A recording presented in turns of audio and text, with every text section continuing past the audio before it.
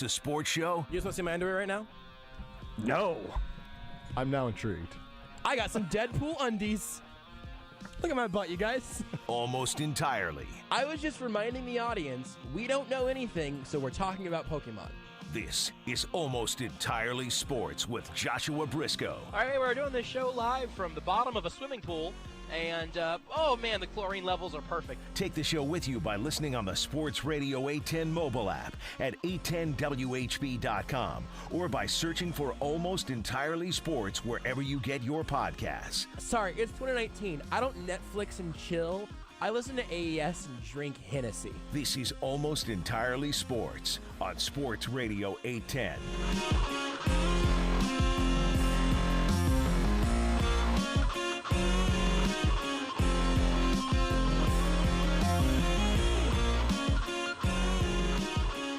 I know it's a weird time for me to say this, just in the calendar, but we have... Baseball. No, not baseball. Oh.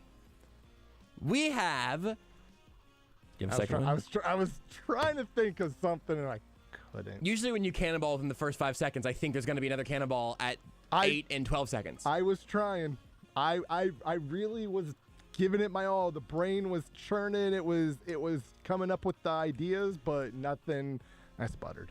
I think churning is the right word for you there because it wasn't really making anything. It was just sort of whirring around, and maybe eventually you'll get ice cream, but even that's unlike. Maybe some butter kind of comes out your ear. Gross. Because baseball was good. Because there is no baseball. What? Because the baseball. Oh, I get it. No one's talking about that. I thought you didn't actually understand my joke for a second. I'm dumb. Look, man, whenever I don't understand your jokes, I hide it usually. My play is that I pretend not to understand the jokes I do understand, and I just laugh at the jokes that I don't understand and just hope that you made them in good taste. That's smart. Because I don't really know what you're talking about half the time. Totally smart. I don't know what I'm talking about half the time. Exactly. And that's part of the power. That's Rudy Salazar. I'm Joshua Brisco. It's a weird time for me to say this, just in the sports calendar. It is March 2nd, and we've got a bunch Baseball. of Chiefs audio. And not just the audio, right? I'm not just like, hey, here comes the clips. And if you're a regular listener and watcher or whatever to Almost Entirely Sports, you understand that I typically will cut. Let's see, how many clips of audio did I cut here today? I've got 10 audio clips from Andy Reid and Brett Veach at the NFL Combine. I have already labeled 3 of them Friday, ? Because it seems very unlikely to me that we're going to get to all 10 today.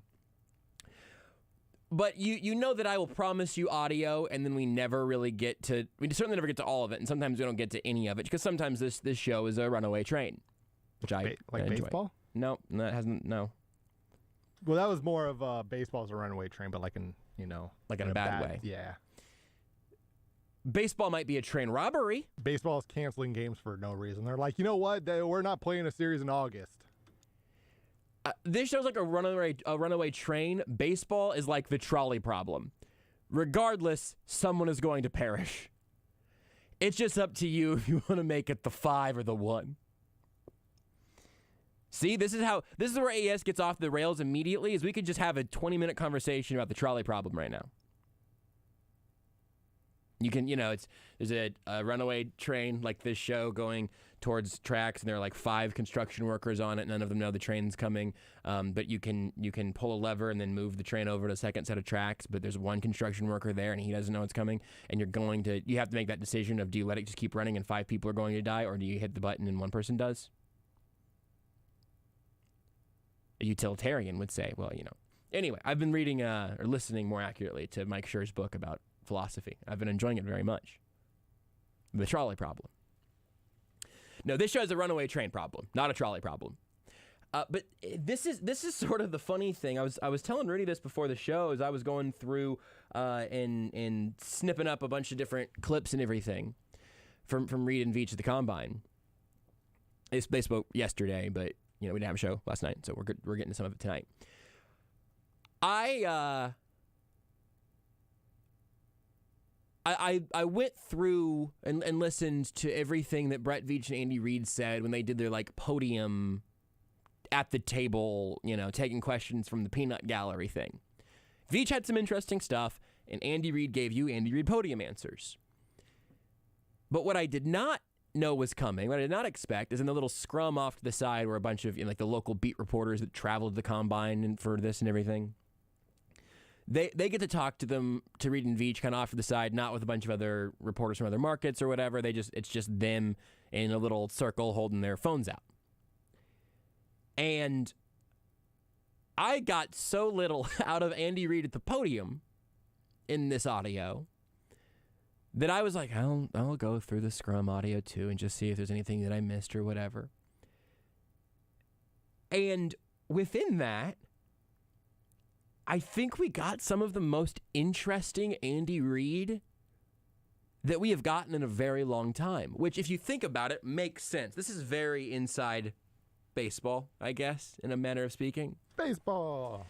But, just think about the logistics of a press conference where someone's standing at a podium, everybody's sitting in some chairs, and you go, Coach, just a quick question about how you feel about, Baseball. Imagine being at a podium and getting fielding questions from 20 reporters or whatever that are asking you different iterations of the same questions, and you have to try to give them not too much information but not be disrespectful and just let it ride, right? You don't want to give out too much, but also you're talking to a crowd. You are literally public speaking. But whenever you talk to a player or a coach or a GM or whatever off to the side, and this right now is the one great shame of reporters not being able to go into locker rooms and stuff. Going into locker rooms for this access is also on its own a very strange practice. Do not hear me arguing against that. But the thing most, I think, lost about these last couple of years of sports journalism, sports media, whatever, is that everything you get is either at a podium or in a Zoom call. And again, it goes from a conversation to public speaking. Like, I don't even remember what it was about, but I remember having a good conversation with Laurent Duvernay-Tardif a few years ago, just standing at his locker. And I don't know, I asked some questions that, to really be disrespectful to whoever it was else that was asking questions. I know I didn't ask him like the worst question that day, because somebody asked him like if he used his doctoral knowledge to infer injuries that his opponent, like pass rusher, was dealing with. Rudy's nodding. Do you remember this? I remember this now. Do you? Please don't say their name. Yeah, no, do you know who asked that question? I don't remember. I know it's not anybody that I'm close to, so I don't feel. It wasn't like. And Matt Derrick asked him. Yeah. No. Like I don't remember. I'm just gonna assume it was Kent Swanson. Just snuck his way in there and asked the question. Please unfollow him on Twitter, by the way. I can only assume that, but no, I don't remember who it was, but I remember the question. Like, once you said it, was just like, why? Yeah, I remember that question. So you remember some of like the kind of more weird out of left field questions? Yeah. Like when somebody asked Matt Moore where he was at whenever Patrick Mahomes got hurt. Yeah. If he was watching the game, actually, was the question is, were you watching the game when Patrick Mahomes got hurt? Or if you asked... just real quick, in case you forgot, Matt Moore was on the sideline. They brought him in whenever Chad Henne got hurt, so Matt Moore was watching the game. He was at the game. Did he see, though? Maybe he was... Maybe he was looking at a play sheet, right? I don't know. Matt Moore entered the game in relief of Patrick Mahomes. I just mean he might have been looking at a play sheet. He might have been looking. He might have been reading, looking at his Microsoft Surface, right? Like just going through some still frames. I don't know that he actually saw the play happen. Look, I have asked some stinkers, okay? I'm sure of it. No, I have no doubt, okay? Glass houses here, I get it. Those are just a couple of ones that like making me laugh in retrospect. Everybody's out there doing their best. I'm not vengeful about it. And again, my glass house would be falling to pieces right now if I was any more self-aware than I am. Were you the one who asked the quarterback if he was soft or not? The one that had all the leg surgeries later? I don't think that was that guy. I did not ask that question. No. I think that might have been a question for Brody Croyle. I don't think he's soft either. I wouldn't have asked him if he was soft. He did get hurt a lot. So, inside, say the sport, Rudy. Baseball. Inside baseball on this is that I should have said like hockey or something. That'd be funnier. The scrum and the non-public speaking media player relationship is something that we have almost completely lost. Even like before last season, I was out at the big ADA event and got to like sit down and talk to Derek Nottie and McCole Hardman and a bunch of others and some Royals as well. But like, I remember those conversations and the things that I learned in those conversations way better than I remember any press conference clip. And also, like, you get more from those guys because it's a more comfortable circumstance. I think everyone understands that. I don't know if everybody thinks about that whenever you're watching a press conference or listening to audio clips or whatever. And so we basically lost that. And then Andy Reid and Brett Veach get a scrum at the combine, and I think that here's what I want to do. I literally like a minute before the show, I told Rudy, I still don't really know what order I want to do this in. Let's do Reid on Eric Bieniemy here in the first segment. The most newsworthy, forward-looking stuff is from Brett Veach, but I think Andy Reid on Eric Bieniemy is interesting on two totally different levels. One is what he actually says, and two is the way that he says it, and also the differences between the podium, which will be the first one we play, and then two different clips from Andy Reid in the scrum. And again, he said some interesting stuff about like the actual offense and the football team itself in the scrum that we'll have to hold until tomorrow. We'll also talk to Derek Johnson. Friday. Thank you, Rudy. We'll talk to Derek Johnson of KLWN, not the Chiefs linebacker, but the host of Rock Chalk Sports Talk on KLWN in Lawrence. We'll talk to him about some KU, not some KU stuff. We'll talk to him about KU playing TCU last night or tomorrow night. Nah, probably a little bit of both. Figure we're sandwiched we're in the middle of a horny frog sandwich. That's your team name, right? And so we got to talk about that. There's horned frogs all over the place.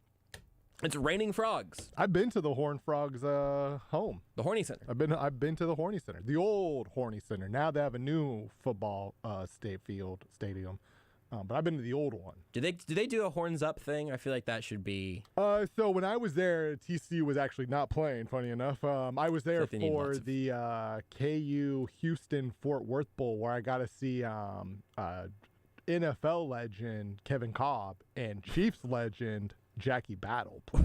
Wow. That year, Houston was led by Kevin Cobb and Jackie Battle, both who have Casey Tyson ways because Kevin Cobb played for Andy Reid in Philadelphia. Sorry, I zoned out there for a second. Did you say you went to the Pro Bowl and saw Kevin Cobb and Jackie Battle? Because that's the only place I can imagine those two sharing a football field. I mean, it was Legends. actually the Canton Hall of Fame class of 2011. Yeah, what a couple, man. Jackie Battle. There's occasionally like a thing that'll go around on Twitter.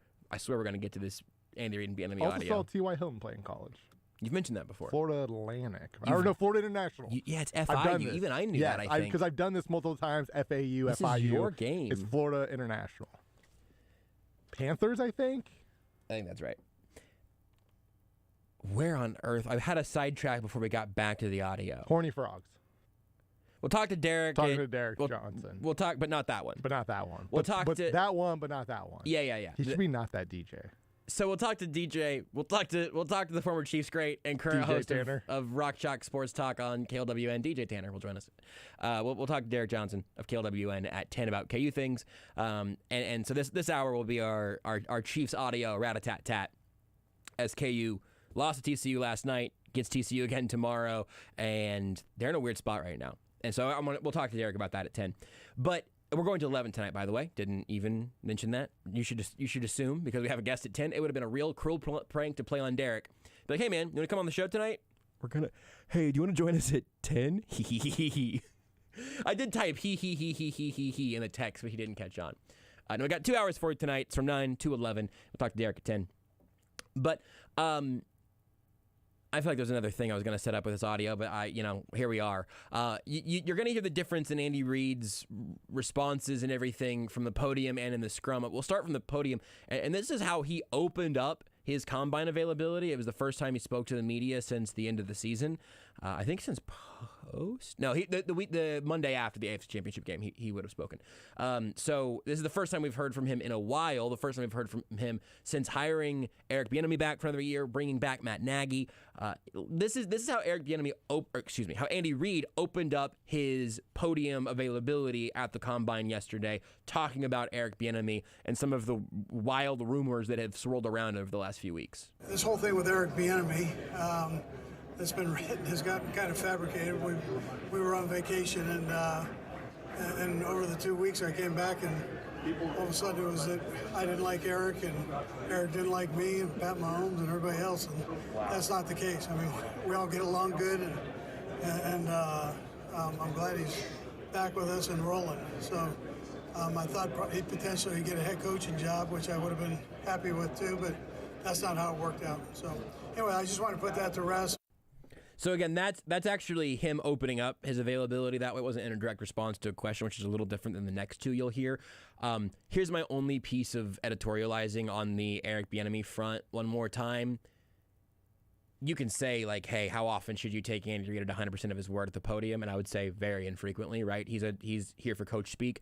The next couple of clips, I think, will say much more than what you just heard. But also, Rudy, what speaks louder than words? Baseball? Action. Actions speak louder than words. The Chiefs brought back Eric Bieniemy. They did not have to do that. They could have made Matt Nagy their OC and restarted that process. It would have been a bad look for Bieniemy. It could have been Liam Cohen, Kentucky. You could say, like, oh, the optics for Eric Bieniemy, whatever. You should hear the next two clips here from Andy Reid on Eric Bieniemy. Here's the first one from the scrum on if his meeting with Bieniemy this year that they apparently had a relatively casual meeting reportedly in California, he was asked if his meeting with Bieniemy was different at all this year, if the tone changed, if there's anything different about this year's postseason meeting with Bieniemy as opposed to years past. Yeah, so everything's set up for Eric to go be a head coach. I mean, and that part hasn't changed. I mean, we're all pulling for him, and he's working his tail off, which I think is important. And but nothing has changed in any of that. That's how we. You know, I know everything that was written. I didn't know where all that came from, but it's nothing. I mean, nothing's changed. You know, I want him to be a head coach. That's what I want, and. You know, I want him to be able to run his own show. That I think is important.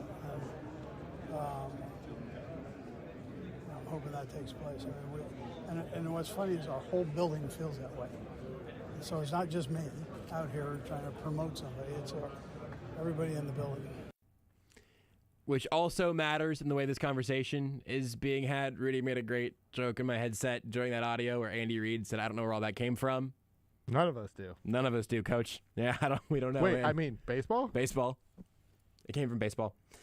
I mean, at this point, if you told me Rob Manfred was actually was on the Chiefs editorial board, I'd be like, yeah, that actually makes sense, actually, you know? Yeah. That really does make sense, because I don't know if I'm sure there's some truth in baseball's statement about, dealing with the MLBPA. I'm sure there's some lies. I don't know. I know it's the most fascinating thing I've seen in baseball in a while. That reference is going to become a deep cut really soon, but it still makes me laugh. So that's like part one there from Andy Reid. And he ended up, I think there's even another Bieniemy-based question that I did not cut for you here tonight. But this one, to me, I think is the most telling on a number of levels. So this is a question asked by Sam McDowell, columnist for the Kansas City Star. I applied. They said your name's not Sam. Sorry, buddy. And also your email. Fair enough. Your email just said baseball, and they were like, well, "This is nothing," and your name's not Sam. What will you write about? Baseball. Baseball. Like, well, sorry, there is no baseball. I just went baseball. You're like a Pokemon. Yeah, exactly. Yeah. You're like a baseball.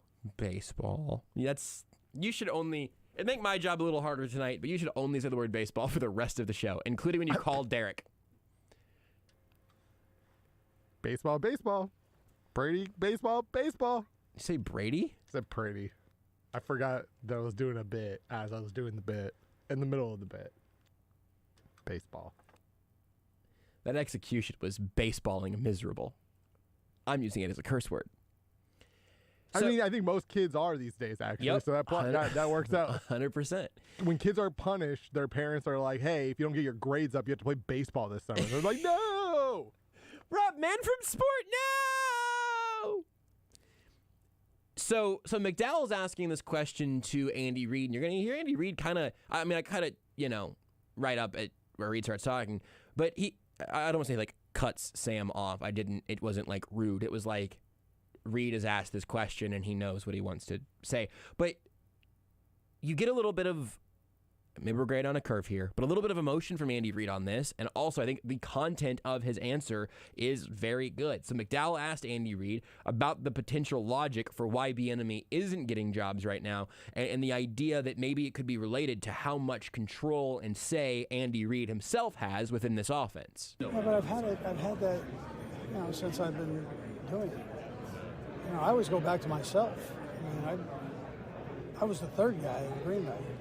It gave me an opportunity to go, and so I don't know exactly why it's taking place. I don't know that. Nobody's told me that this is the reason, but I'm with them every day. I'm with them every day, so I have a pretty good idea. Look, he wasn't about to break down in tears or whatever, but there's a little bit of emotion there from Andy Reid. Also, the biggest thing for me from that is, and this is, of course, Andy Reid knows this. He's a smart person. He has noticed this, but it's something we've talked about on the show a number of times. It's not like Andy Reid's offensive coordinators have had trouble getting head coaching jobs. Doug Peterson got one after some good years with Alex Smith. Matt Nagy got one after what, in large part, looked like a great year with Alex Smith, and it did get really stinky in there in the middle. But then he got a head coaching job. Andy Reid's offensive coordinators have not had this issue in the past, and Andy Reid also knows that. Also, him saying there, and look, would he tell us the truth if he did have a team say, hey, here's what Bieniemy needs to get better at? Maybe not. But I don't think he would say the phrase, no one has told me that there's not some stink bomb in here. It just keeps not happening. And the frustrating thing there, I understand, is that can be true. I think there are a lot of factors at play that you could point to, and you could assign some of the blame or theorize some of the issues. But I don't think anyone is claiming that there is one thing with Eric Bieniemy not being a head coach yet. I think you can genuinely hear it kind of pisses Andy Reid off, which it should. If you work with somebody every single day at the highest level of your profession and you are succeeding, they are succeeding, your team is succeeding, and for going into year 5 now as the offensive coordinator, when the 2 previous guys got jobs much more quickly than that, you got to look around and say, wait a second, I don't, what else do you want me to say? And that's, I don't blame any of our Kansas City beat reporters for asking about this over and over, because it's a legitimately fascinating story. It's a frustrating story. It is a national story. It is, Andy Reid is the authority on it. Eric Bieniemy is the authority on it. It is more interesting to me than asking Andy Reid, some question, a vaguely pointed question about, position groups he's watching at the combine. There were questions about that also. Also not a shot, right? I'm not telling anybody did a bad job this weekend. I'm making the point of these are questions that it makes sense to ask Andy Reid about. And I don't think he's mad that he's being asked about them. I think he's mad that he has a reason to be asked about them, that we are at a point still through at least a third offseason, at least a third hiring cycle, where he's getting questions about, hey, year 1 it was, hey, do you think Eric Bieniemy is going to get a job? What would you say about a team that wants to hire Eric Bieniemy? And then the second year it was, hey, this is the year for Eric Bieniemy, right? And you're like, yeah, man, he's great. Somebody should hire him. And now we're at this point, it's like, hey, did a whole coaching cycle just go by and Eric Bieniemy never really got he interviewed with the Broncos and Saints and that was it?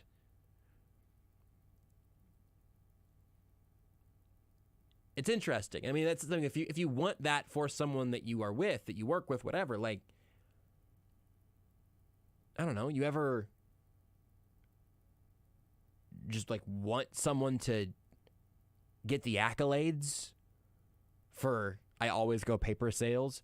Would you, if you're working at Dunder Mifflin and your desk mate has sold a bunch of paper and they should have gotten moved to a bigger branch by now?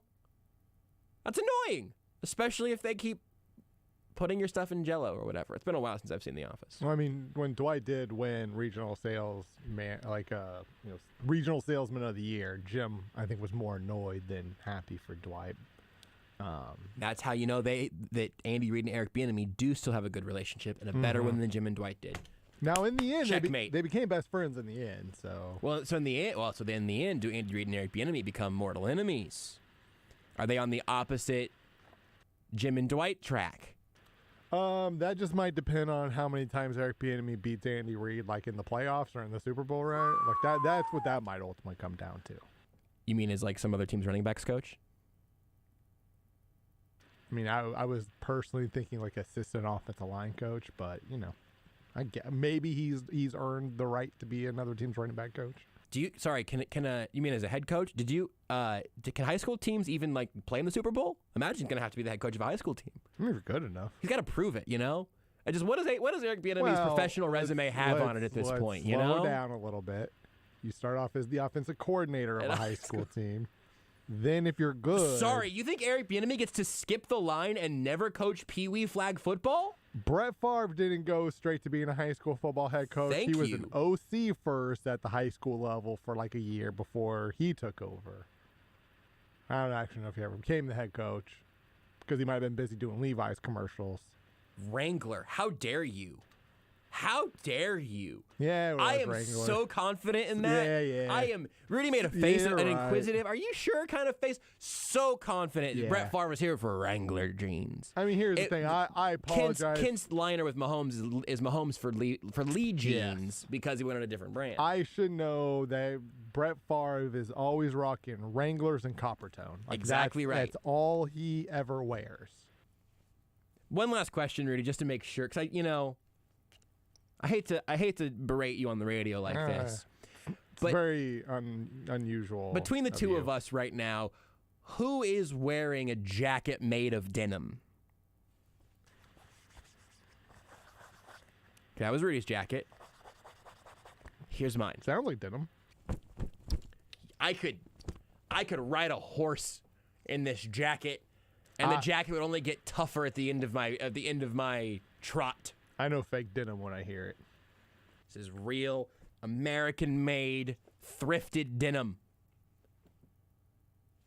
There's no way this is made in America, though, right? Hold on. Let's find out, and then we can take a break, and we can come back with the Brett Veach audio. Because I actually think the Brett Veach audio is more newsworthy, but I thought the Andy Reid exchanges were more interesting. For sure. We got to make those distinctions out here sometimes. Made in China. American Eagle brand, though. Ooh. So... Well, was it made maybe like on the U.S. Embassy in China? Because that is technically U.S. soil. I think. I don't think that's how that works, and I don't think the American Eagle factories... I think there actually is something to that. Like, if you're in the embassy, you are like you can't be... Like, if for some reason you were wanted by whatever country you were in, like, law, if you were in the embassy, like, grounds... I think that is technically that nation's soil. Now, it's a very small portion, right? Like, they're not large. I think I might be right about this. So two things. One, first of all, I love the idea that actually you have to, like, ship over just, like, a ton of soil from Iowa. You just dig up some Iowa soil and you go lay it out underneath the U.S. Embassy. It 100% comes from America. It has to. If you're going to use the word soil, it had better be from our dirt. And now I'm looking at uk.usembassy.gov. Our U.S. Embassy and the Consulates General considered American soil. To dispel a common myth, no. Oh. They are not. U.S. Foreign Service posts are not part of the United States within the meaning of the 14th Amendment. Okay. It's a common myth, though, right? So I'm not the only person who thinks this.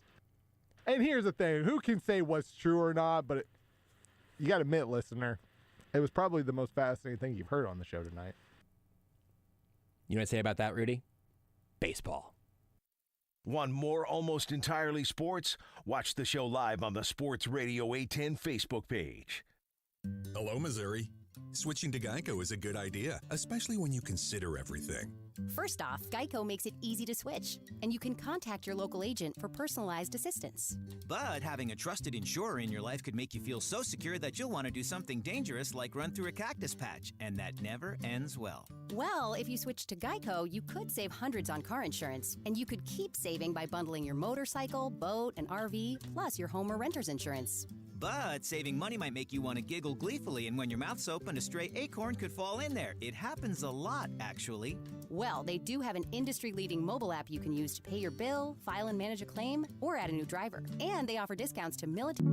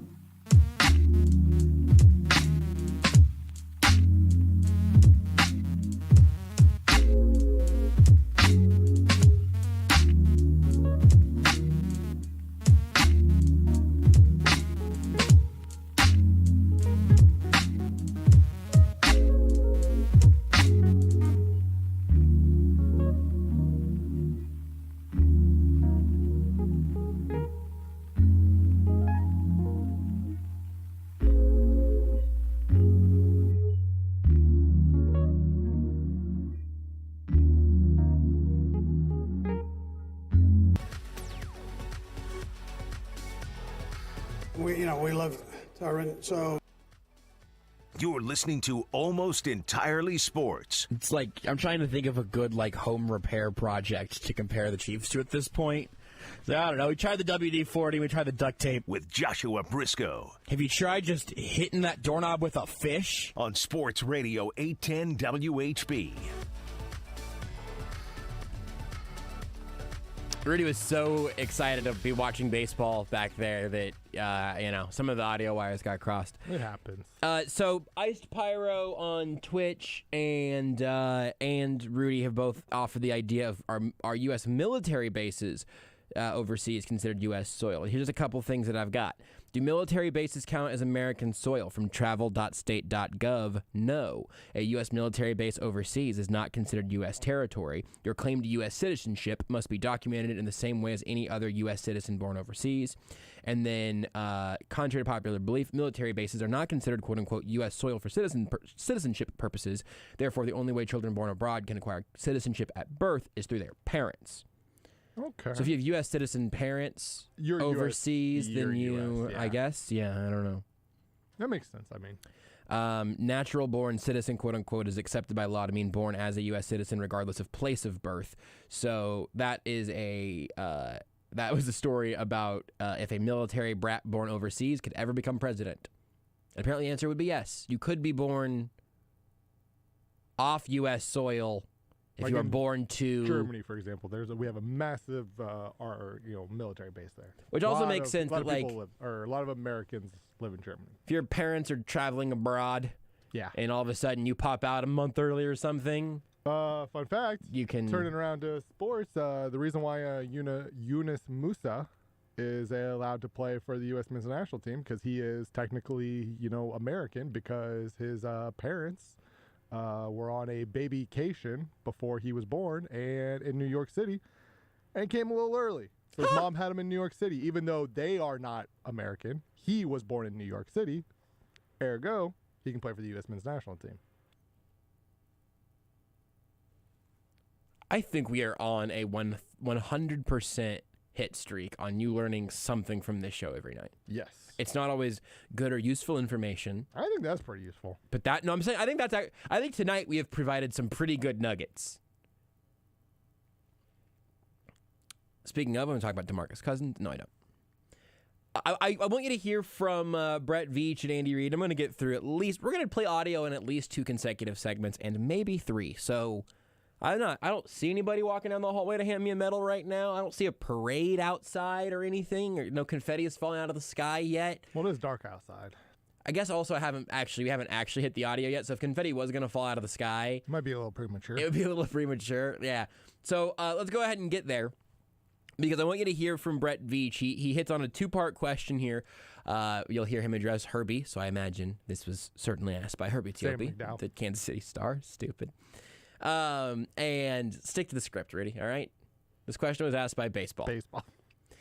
But Veach spends the vast... if you blink, you'll miss the Orlando Brown thing, which is right at the beginning. Specifically, with Herbie asking... He asked about Tyrann Mathieu. You'll get to that. But right out of the gate here, he's asked if the Chiefs are most likely to use the franchise tag on Orlando Brown Jr.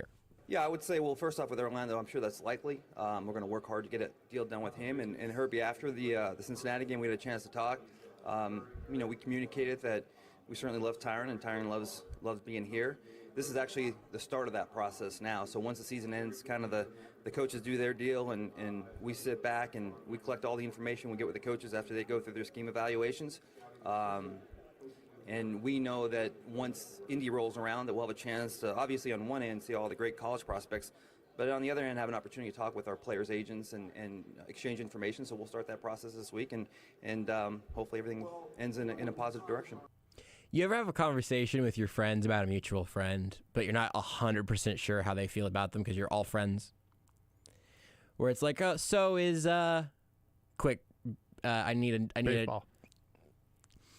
I'm gonna go Rob. Robbie. Hey, is Rob coming to the party on Tuesday? Oh yeah, he'll be there. I don't know how long he's gonna stay for sure, but he's definitely gonna be there. Cool. Hey, so is Derek Jeter just resigned? Hey, is Derek gonna be at the party on Tuesday? Well, look, I mean, like I love Derek. We're good friends. I love having him around, and he wants to be there. I think he's still trying to figure some things out. I'm trying to figure out exactly how many people we can have. We'll just kind of see where things go, and Rob will be there, and we're gonna try to get Derek to the party. That's what that audio sounds like to me. I think that they would really like to have Tyrann Mathieu at the party. I really do. The issue here isn't, do you want Tyrann Mathieu at the party on Tuesday? The issue here is, do you want Tyrann Mathieu at the party in 2025? And if you have Tyrann Mathieu as the party, do you have to not Robbie specifically can't show up, but maybe your buddy Manny can't come now? Right. Your buddies Robbie and Manny and Derek and Jeets. Because if Derek comes, somebody else might not be able to. Exactly.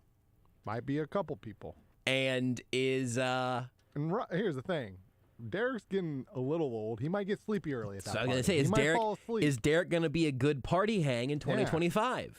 Don't know. Going to be a good party hang in 2022. So I'm playing some pop psychology here, right? Like that's an audio clip. I took a psychology class once. I'm an expert on this. I also took one. I think we're good, actually. I think we nailed it. Took a Intro to Psychology 101. So the other thing is that's been a consistent thing from Andy Reid. In fact, let's go ahead and do Andy Reid on Tyrann Mathieu. You can hear it in his voice. But Andy Reid has sounded very similar to this. Even the way Tyrann Mathieu has talked, it's, hey, I love Kansas City. I love being in Kansas City. I love being a Chief. I want to be a Chief. Brett Veach says we love Tyrann. We want Tyrann here. Love having Tyrann around. Would love to get that figured out. We got to figure out some other things first. Their priorities, which I believe this is the right move, are not with locking up Tyrann Mathieu. Their priority is Orlando Brown Jr. And beyond that, in terms of who they're going to retain at a relatively high price point, we'll get to some the Charvarius Ward clip either later tonight or Friday or whatever. I'm not super optimistic about that, but on the Tyrann Mathieu front, here's Andy Reid talking about Tyrann Mathieu. We love Tyrann, so it's a matter of how that all fits in, and again, that's Brett has to juggle all that and see where it goes as we go in the future here. So, but it's we all love him, so I think that's important. Hey, is Orlando going to be your guys' left tackle next year? Yep. Is Tyrann Mathieu going to get an extension? We got a lot of work to do. We love having him around. You see that, right? Like I think everybody's got to hear that. That's not a doomsday proposition. And at this point, I think, Matt Derrick has given us 50% back-to-back weeks. I think last week it was 49-49 and a 2% chance that Tyrann Mathieu is the host of Jeopardy, I believe is what Matt said. Or maybe it's 49-5, 49-5, and 1. But I think we're getting... Here's the thing. Here's what I don't know. I do know that the tone on these two dudes is different. Also, it is easier for Orlando Brown. They can tag him. It's like $16.5 million. Tagging Tyrann Mathieu because of his contract and a clause with the franchising mechanism, Tyrann Mathieu's number would be like $23.5 million or something next year on the franchise tag. There's only one option. They could tag Orlando Brown. He could play out that year, and that would be a fine salary cap hit for your left tackle. Better to extend him long term. You can bring down the short-term cap hit and then keep him around longer. I think it's a little bit of expectation managing, where they say, we're working on it with Tyrann, but eventually we're going to have to make a business decision. That feels like it's sort of preparing you for Tyrann Mathieu not to be here next year. I think on some level, maybe it's a little bit of negotiating. I don't think they're like playing hardball out there or anything. But the other thing it is, though, I believe, is the truth. I really do think the Chiefs would love to hit a button that brings back Tyrann Mathieu and Charvarius Ward. If they could bring Ward back for $3 million, it would be done in a heartbeat. If they could bring Tyrann Mathieu back for 1 year, $12 million, they wouldn't even bat an eye. But those choices don't get made in that kind of vacuum. They do have an obvious decision they can make on Orlando Brown. There is not an obvious solution on the Tyrann Mathieu front, and I think that what you've heard from Reid and Veach has reflected that. It's also, I think what also makes this somewhat tricky, like especially from the Chiefs' point of view, it's there's not really a replacement, right? So like you don't want to necessarily just shut the door, like right, like you do not want to in any way, shape, or form say anything that maybe upsets Tyrann Mathieu. I think Tyrann Mathieu understands, like, hey, this is a business. But again, if we're comparing the Orlando Brown to Tyrann Mathieu, because also there's not really a replacement for Orlando Brown, right? Orlando Brown's much younger. They traded a first-round pick for them. Not that you can't just trade a first-round pick for a player, and if he sucks, you just move on, right? That is what you should do. But if you trade a first-round pick for a player, you kind of almost need to sign that guy long-term. Yep. Tyrann Mathieu I completely agree. They want him back. What Tyrann Mathieu wants, right, what his agent wants for him, that number just isn't going to work for the Chiefs. Right. And it shouldn't, right? At least we're assuming, right? Like he wants to still be paid as one of the top safeties in the NFL. And I will say, I think they would pay him as a top safety in the NFL for the next 2 years. Yeah. And if you're Tyrann Mathieu, it makes perfect sense why you would want something obviously more long-term, right? You really haven't had that. Your most long-term contract was from the Chiefs, right? Yep. Like your 3-year deal is the best contract that you've gotten so far in the NFL. Yep. And there have been various reasons and everything for that. Mostly just from the injuries that he had in Arizona, where it's just, could he stay healthy? And now all of a sudden he actually has. He's had little nicks and knacks here and there, but that's somewhere he said he broke his thumb. I can't remember who he told that to. That's pretty standard NFL stuff, right? Like you're just never fully healthy all the time. You're gonna suffer little things, but he has shown now he is a relatively healthy player. Like he has stayed healthy since he left Arizona. But yeah, I mean, it's just if you're the Chiefs, like, you can't pay a guy, or you shouldn't pay a guy. You absolutely can pay a guy. You shouldn't give a guy a lot of money for years in which you think the decline may come, right? Here's the thing. He was a good player this year. Yep. I don't know if he was the difference maker that he was those first couple years. Yeah, and he got used differently, and there's an argument there. Yeah. And I think what's going to come down to, in all likelihood, is that the Chiefs will say, we'll give you a 3-year deal where that third year is basically a team option, where, some prorated money, there would be dead cap space. And I think if you're Tyrann Mathieu, you want to sign a 4, maybe even a 5-year deal, where year 5 certainly, and in all likelihood year 4, is largely your funny money, is largely theoretical cash. In theory, this is Tyrann Mathieu's last real contract, right? It's not that he won't sign more after this. This is just the last big one. Yep. Whatever he signs here, this is the most that he will make in a lump sum for the rest of his NFL career, because he's at that age where this is it. Yep. And so, like, obviously, if you're Tyrann Mathieu, you're trying to maximize the absolute most you can get, and I would assume some team out there is going to essentially look at what he did for the Chiefs defense, especially in those first couple years, as the change the culture guy. Mm-hmm. I think he's just going to get that offer that if you're the Chiefs, you just can't match. He tweeted he tweeted his only desire in free agency is to be the guy that gets to call the plays. He wants the green dot. I think there's probably a team that would probably consider that, right? Like, yeah. I mean, if you're Chicago, for example, right? Like, if there's a Chiefs obviously connection there. You have a defensive head coach, so somebody who clearly obviously values defense. If you're going in a whole new staff, you want a culture change. Tyrann Mathieu's not a bad guy to help do that, right? That guy, he is well respected. He is good.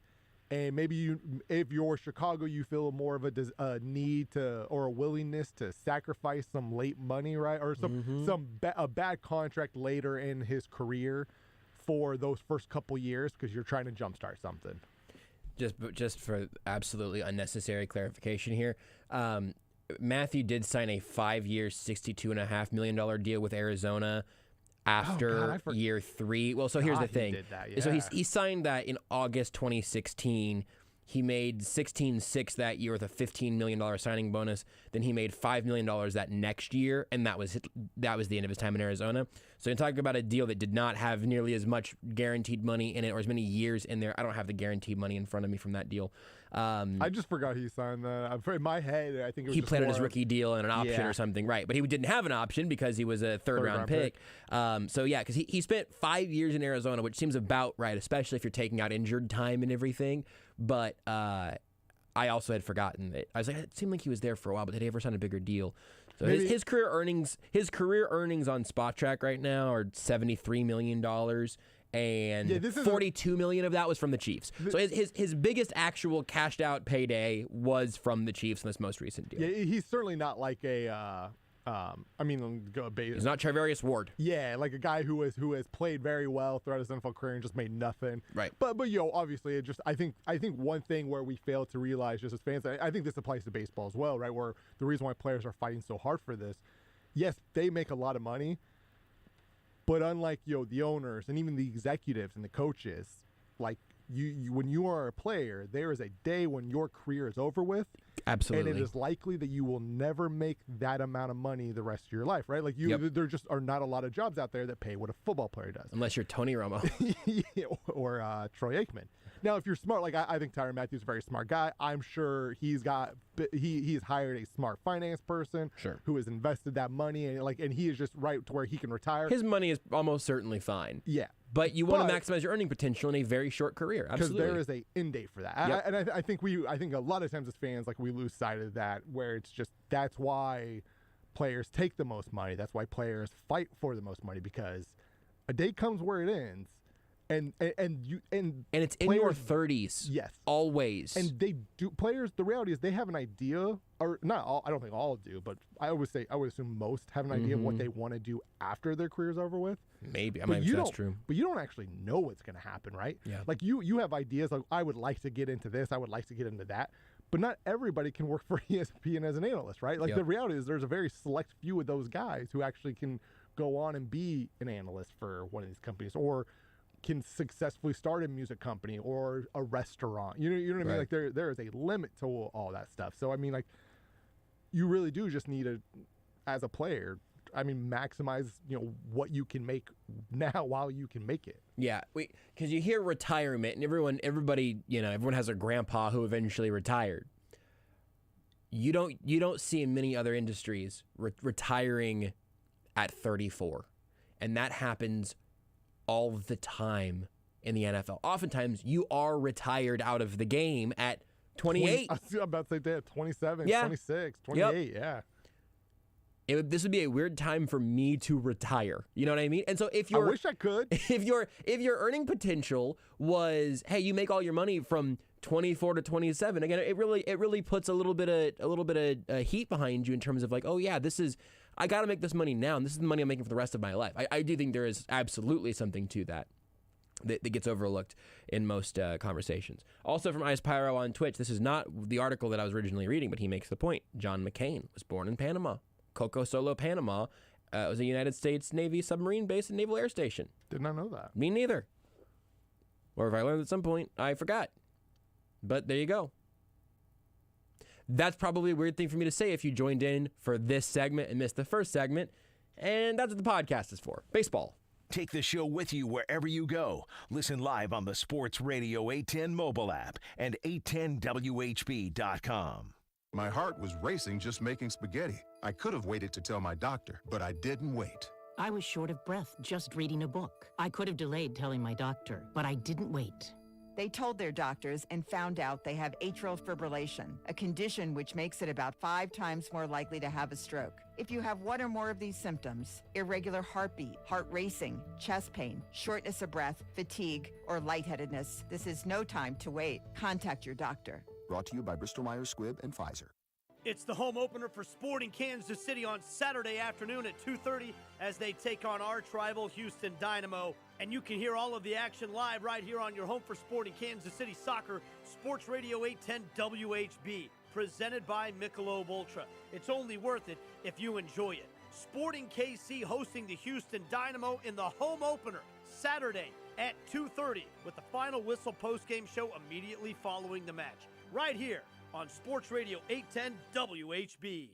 Draft day is one of the most important days in the life of a pro football player. But this draft season, Big Brothers Big Sisters is partnering with the NFL to draft you to join their team of bigs. Hundreds of littles in KC are waiting for a big. You can make a huge difference in the life of a child. If you sign up or draft a friend to become a big, you'll qualify to win a Chiefs flyaway package next season. It's time to get off the sidelines and get in the game. Go to bigdraft.org to learn more today. That's bigdraft.org. This ad for Hellsberg Diamonds has been specifically written for those who'd rather think about hockey than engagement rings. You're at a game and your team scores the winning goal just as time runs out. Now, if that game is your proposal and you're running out of time to find the perfect engagement ring, Hellsberg Diamonds is your winning shot. Our combination of quality diamonds, wide selection, and a price match guarantee means you can be confident in your Hellsberg Diamonds engagement ring buzzer beater. Visit your local Hellsberg store and ask about our amazing financing options or check us out at hellsberg.com. Sports Radio 810 is a proud sponsor of the 2022 NAIA Men's Basketball National Championship. Come catch all the excitement March 17th through 22nd downtown at Municipal Auditorium. Tickets start just $20 for 4 exciting games throughout the day as some of the best talent in the nation square off. For more information, go to naihoops.com today. The NAIA Men's Basketball National Championship, a Kansas City tradition. Go to naihoops.com today for tickets.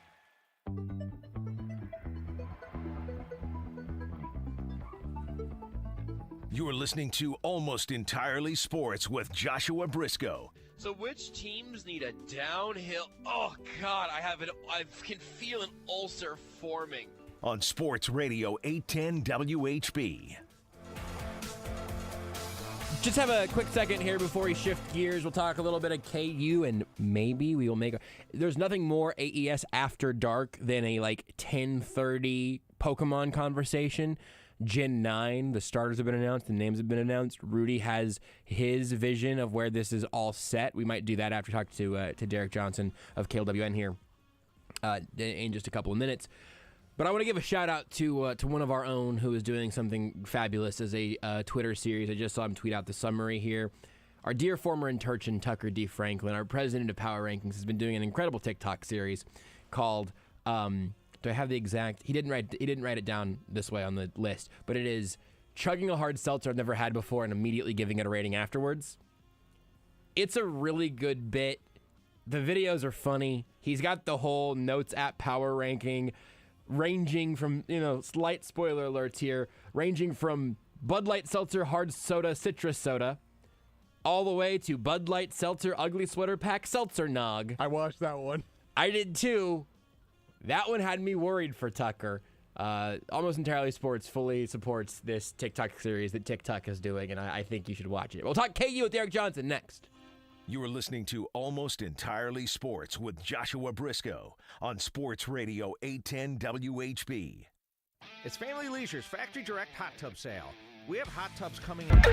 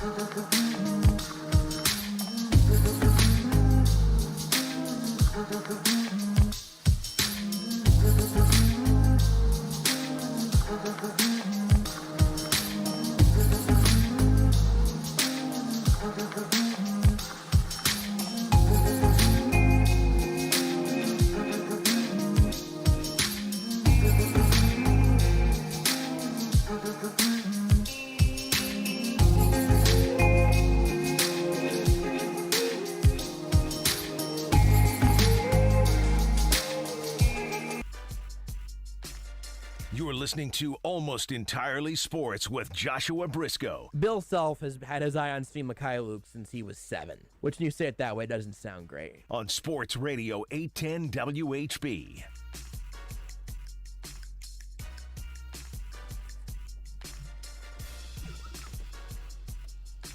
Sometimes I will have a conversation with one of our illustrious guests, and I will have several things I know I want to ask them.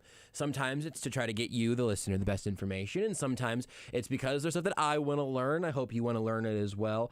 But there's an interesting twist here in my maybe first and potentially only question to our friend Derek Johnson of Rock Chalk Sports Talk. You can hear him weekdays on KLWN, Rock Chalk Sports Talk, 3 to 6 in Lawrence. You can follow him on Twitter at DJohnsonRadio. And I have a simple and a direct question for you, Derek, as we sit here a little bit after KU's loss at Baylor, one day after KU's loss at TCU, one day before KU's game coming up tomorrow night against TCU, which you can hear. Yes, TCU back-to-back. Game got canceled at the beginning of conference play, all of that. Remember COVID and all of that? You can hear that tomorrow night here on Sports Radio 810 WHB. Here's my question for you, Derek. What happened last night? Very open-ended. Thank you for having me on, by the way. Yeah, thank you for making some time for us here tonight. It's a late one. We usually don't have people's appearances begin at 10, but I appreciate you making an exception for us. Yeah, no, I love it. So basically what happened last night is that KU forgot how Bill Self likes to play basketball. I mean, when you think of, Bill Self basketball teams, there's a lot of traits that come to mind, and obviously there's variations with, like the 2018 team was so great at shooting, but a lot of the teams are tough and they kind of, I don't know, like in the big moment games, I know they did have a big win against Baylor in the blowout win 4 weeks ago, whatever it was. But like the knockout games, they come through in those, which that was the opportunity on Baylor, and they weren't able to hit that. And they're able to win kind of the ugly games. Like that almost is something that Bill Self likes more. Like I think Bill Self would rather his team win 65-60 where they shot terribly from three, but they did all the little things right, than winning 100-80 or something like that. And this team doesn't really do that. And so in a game like last night where TCU kind of is that team, like they're really good at rebounding. They came into that game number 1 in the conference, number 2 in the country in offensive rebound rate. They were just the more athletic team, and I think that's a little disappointing for KU, especially with where last season ended. And I think it's kind of tough to figure out because, if that would have been the last game of this 3-game week, it would have been as simple as, maybe they're tired and you're kind of let down playing on the road, whatever. It was the first game of this week. You're coming off a loss. You should have all the motivation in the world because if you win out this week, you win the Big 12 outright. It's just kind of a head-scratching performance. Do you think it's a head-scratching performance in the way that you'll look back at come tournament time and you'll go, that was a weird one. Anyway, here's the real Jayhawks. Or is that a head-scratcher in the way that you think these 2 games with Baylor and TCU back-to-back, whatever we see tomorrow, like is this a harbinger of things to come, or is this going to be the aberration? Yeah, I mean, for the most part, like the NCAA tournament is such a crapshoot that it really can be, crazy teams will make the Final Four, and then we kind of resolve everything that happened before. Or it can be, because it is a crapshoot, you can lose early, and there's only one team that's going to end up on top. I will say that there are a lot of things this team does or doesn't do that, I tend to look at when I'm looking at teams that can go on deep tournament runs or don't go. I will say this, when you look at the parameters of teams who have just won the national title, which that's kind of another level, if you look at Ken Pom, they have adjusted offensive and defensive efficiency metrics. KU does still have a top 5 offense. Defensively, they're 40th right now on Ken Pom. The worst defense who has won the title is 44th. That was Baylor last year. Now, that's a little different. They had the COVID pause. Even then, there are a couple teams that had the 37th best defense coming into the tournament. So the defense isn't great, and that can hold them back. But it's not like that much different than some other teams. So from that standpoint, yes, it's very easy to move on. And, we were kind of talking about this on our show today, the idea of if they win these next 2 games, take care of business in the regular season, if you would have gone back in time at the start of Big 12 play, and at the start of Big 12 play was when Remy Martin kind of was starting to have the injury woes. David McCormick, Jalen Wilson were still kind of struggling, having inconsistencies. And at that point in time, at the start of conference play, I think Baylor was number 1 in the country. They were undefeated at that point in time. And if you would go back to that point in time and say, okay, well, this team is going to go 14-4 in conference play, which in a lot of years is good enough to win the conference outright. You're going to share the Big 12 title, but the team you're going to share it with is the number 1 team in the country who's going to get a 1 seed in Baylor. And this is going to be your overall record. I think you might have taken that. And heck, after the Kentucky game about a month ago, I think you would have taken it as well. So where this team sits, they have flaws. They're not above the rest. They're probably not in the top tier of title teams, but you know, they compare very much to like the 2018 team where you don't really want to be counting on having to go on a crazy run from 3 and having a guy like Malik Newman go off. But that's kind of where they are. They're a flawed team that's good enough to make a Final Four. It's just going to take some things happening above what maybe their play has been all season. So I don't know if this is even a reasonable place to start, but it's something I've been thinking about a lot down this recent stretch, and something that that we talked to Michael Swain about a week or two ago. Following, especially, it was right after the K-State game, because they put up 100 points and they gave up more than 80 and won that game in a blowout. And this becomes a team in that little super micro space. It's a team that can run you out of the building, can score you out of the building, can play the high-flying brand of basketball that has not been the traditional Bill Self style, to what you mentioned earlier. I wonder if there is something to the idea, especially in college basketball, where defense is consistent for the most part, night in and night out. But man, you're getting young college kids on a hot night shooting or a cold night shooting, and of course, why wouldn't you get a ton of variance in that? First of all, do you think that is a reasonable take to have whenever you look at, again, a cold shooting night, like you said, all of a sudden you're putting up a stinker? But also, I mean, do you think Bill Self is comfortable with the place this team is at right now, noting the fact they are not as good defensively as most Bill Self teams are, noting the fact that they have played and won games differently? Yeah, I mean, I don't think he's comfortable with it because, again, this is so kind of unorthodox for what his teams are.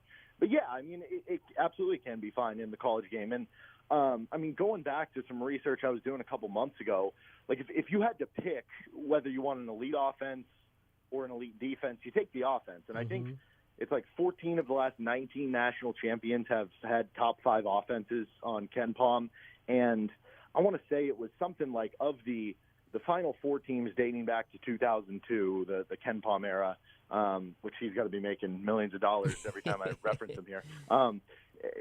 It was about 30%. It was 28% of the teams that made the Final Four, or I'm sorry, 28% of the teams who had top 3 offenses made the Final Four. And so if I were to say that KU ends up with a top 3 offense, would you take a 1 in 4 chance or a 1 in 3 chance for them to make the Final Four? That sounds like great odds in a single elimination tournament. So I think it's okay that you can have that. It's just, you have to have a way, if things don't go right, to still win games. And actually, they have had those at certain points because of the fact that they've been so efficient from 2-point shots.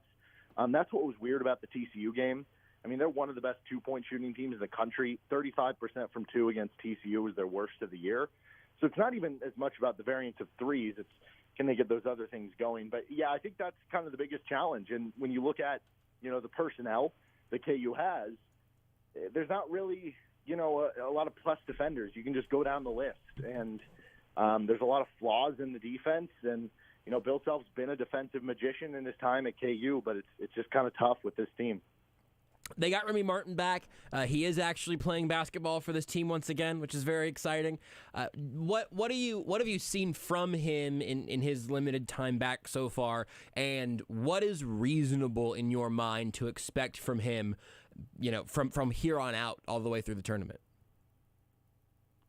So Baylor game played honestly more than I thought he was going to, and the whole story that I think CJ Moore tweeted out and reported it out that he attempted a 360 windmill dunk or something like that in the pregame, which of all things, for your first game back coming off an injury to do that, I don't know if I have to respect the hell out of that or if I should just shudder in pure awe. But I think it's both.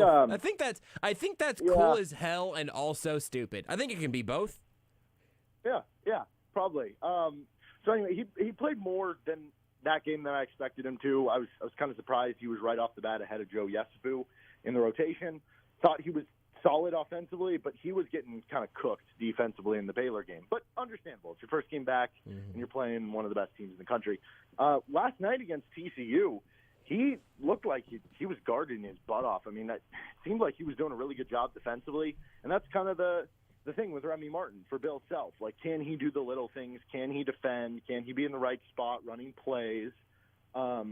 But it is very interesting that he's already been ahead of Joe Yesufu because Joe Yesufu wasn't putting up great numbers or anything, but he was just kind of a connector. And he did a lot of things that this team had deficiencies in, stealing the basketball on defense, forcing turnovers, holding on to the basketball on their own end. He just kind of helped in a lot of different ways. And so much so that, you know, there have been multiple comments across the season from Bill Self about how, you know, Joe Yesufu is a people pleaser, almost to a fault sometimes, that he wants to do everything right that you tell him. And you play that in contrast with Remy Martin, the guy who is this ultra-talented guy with the high ceiling, and that's kind of what's keeping him off the court, that he's not doing everything that the coaching staff is necessarily telling him. So I was a little surprised he was ahead of him. But it's funny because in the game that he did play better defense last night, he ends up with 0 points, doesn't play a ton in the second half. So I honestly don't know. This is probably the toughest to figure out rotation at this point in the season. Yeah. And I was trying to go back in my head. It's tough to think of another season where Bill Self has had this much flux in the rotation and this much kind of question marks about who's going to play, when and where this late in the season. And I think Remy's a part of that. But I also think that the amount that they've played him this early on in the first two games back in two important games is probably very much a sign that this is more about the long-term play, and they're just trying to get the ceiling so that they can get him right and hope that he just gets hot in the Big 12 and NCAA tournament. You mentioned the rotation. I think you're dead on. I think it's super interesting that this is where this team's at this point. I don't need you to try to predict where Bill Self is going to go. I'm curious. Whenever you look at the rotation right now, is there something that in your eyes is somewhat glaring, where you go, man, I really think that this guy's role should probably increase from here. This guy's role should probably have decreased by now. Or this is something special that KU has that they don't do enough in terms of a specific lineup. Anything like that where you go, hey, this is keep an eye out for X, Y, or Z. I'm sure if you ask a lot of KU fans, they'll tell you need to make a change at the point guard. DeJuan Harris hasn't scored the last two games, and yeah, that's clearly not good enough. You have to get more from him. But I still think DeJuan gives you a lot that you need to play him. I would like to see more two-guard lineups. A lot of the on-off numbers, which it's really hard to kind of decipher because you have the Remy Martin injury and you have playing non-con against crummier opponents and then the conference. So it's kind of hard to take all the numbers for what it's worth. But a lot of the guards, all the lead guards with Joe Yesufu, Remy Martin, and DeJuan Harris have better numbers when they're on the floor with another ball handler. But the problem is the five best players, or ideally the five best players, does not involve having two lead ball handlers on the floor at the same time. So that's kind of the big challenge, but you can still play it for certain minutes, and I think they have been over several games. The five-man spot is the one that I think has probably given me the most headaches kind of covering and watching the team. And you kind of wish that you could have a time machine. I don't know if Bill Self feels this way, but I can't help but wonder if he's looking back and thinking how things went in the non-con and wondering if, you know, with Dave McCormick and Mitch Lightfoot, if maybe he would have given a little bit more run to KJ Adams and Zach Clements and maybe some more Jalen Wilson at the five to try to test some things out a little bit more. But it was just kind of short leashes for those guys. And Zach Clements that wasn't all necessarily that fault of it because he ended up getting injured. But you just look at the way the five-man spot has struggled, and it's just tough because with how the path went for David McCormick last year, and then it started slow this year, you were kind of just banking on the idea that, okay, it'll pick back up with Dave. And it did for a little bit there. After the Kentucky game, there was some good run of games for Dave, but statistically had a couple of good games the last couple of games, but it's kind of looked, just watching the game, more like early season Dave. And so that's the issue with the 5-man spot, because if you were to say, what's the best way for this team to make the Final Four or reach a high potential, it's David McCormick looking like the high ceiling David McCormick we've seen. It's just been so inconsistent that it would be nice to count on maybe some of these other centers. And Mitch Lightfoot has been a solid veteran coming off the bench, but the defensive numbers aren't great when he's out there. I think that you kind of wish that, maybe there was a longer leash to some of these bench guys who were brought in as freshmen, because they do have that higher ceiling or could maybe change things athletically for you. But now, because you're this late in the game, it's kind of hard to put everything together. I think the 5 spot is so interesting because of all of that, and that conversation is what spurred on this question. I'm not saying that the answer to this question has to land at that position, but if you could grab any KU basketball player from, let's say, the last 5 or 6 years, and you could add them to this team's roster right now, who would you pick? Who would have the biggest impact? I'd be very tempted to take just a point guard generally, because I am of the belief that guards win in March. And if you look at I forget, I think it's the Bob Cousy Award or something, whatever award goes to the point guards, you could look at that list of 5 point guards and go, oh, really? These are the 5 best point guards in the country this year? Point guard play is down this year, so I think that's going to probably lead to a crazier March. Now, on one hand, that's probably good for KU, since all that I mentioned, they do have some kind of question marks there with what's going on with Dewan and Remy and Joe Yesufu and everything. So I'd be tempted to do that with a Devon Dotson, or depending how far back I could go, Devontae Graham or Frank Mason. But it would be really hard not to take Udoka Azubuike. That solves probably the most problems on this team. You're talking about senior year Udoka Azubuike was the defensive player of the year. Their biggest struggle defensively is they don't force turnovers and they give up a lot of 2-point shots. It doesn't really solve the turnover issue, but it would smother inside. Udoka Azubuike was a one-man wrecking crew inside defensively. And then offensively, for all the moments that, there were 2 or 3 times where David McCormick just missed a wide-open bunny layup last night against TCU. Those aren't just layups. Those are Udoka dunking on someone. So I think I would probably settle on Udoka Azubuike, but I would be very tempted to take one of those good point guards.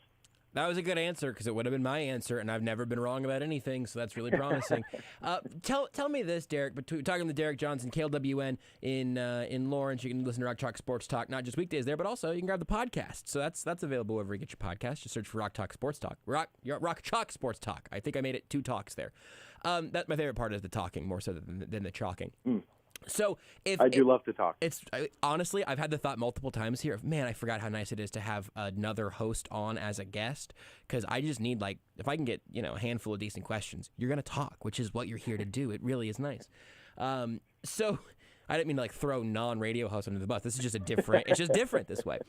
We could do an hour in 6 questions if we're not careful. And also, my questions are long.